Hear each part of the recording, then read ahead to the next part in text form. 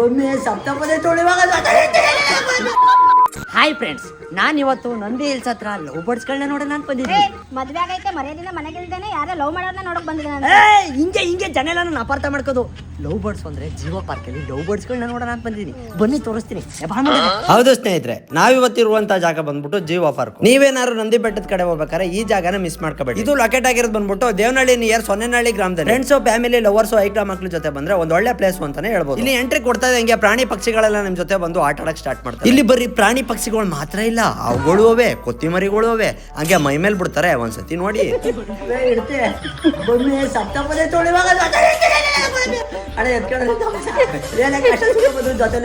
ನನ್ಗಂತೂ ಆ ಮೈ ಮೇಲೆ ಬಿಟ್ಟಾಗ ಬೀಜ ಕಮ್ಟು ಬಾಯಿ ಅನ್ನೋಂಗ್ ಆಗಿ. ಜೊತೆಗೆ ಇಲ್ಲಿ ಓಸ್ರು ಒಳ್ಳೆ, ಹಾಗೆ ಆಮೆ, 10 ಜಾತಿಯ ಪ್ರಾಣಿಗಳಿವೆ. ಇವ್ರ ಜೊತೆ ಆಟ ಆಡ್ತಾ ಇದ್ರೆ ಟೈಮ್ ಹೋಗೋದೇ ಗೊತ್ತಾಗುತ್ತೆ. ಇವಕ್ಕೆ ನಿಮ್ ಕೈಯಾರ ಫೀಡ್ ಮಾಡ್ಕೊಂಡು ಆಟ ಆಡಿಸ್ಕೊಂಡು ಟೈಮ್ ಸ್ಪೆಂಡ್ ಮಾಡಬಹುದು. ಇದೆಲ್ಲ ನೋಡ್ತಾ ಇದ್ರೆ ನಂಗೊಂದ್ ಸಾಂಗ್ ನೆನಪಾಯ್ತದೆ. ಯಾವ್ದು ಅಂತ ಕೇಳಿರ್ಯಾ?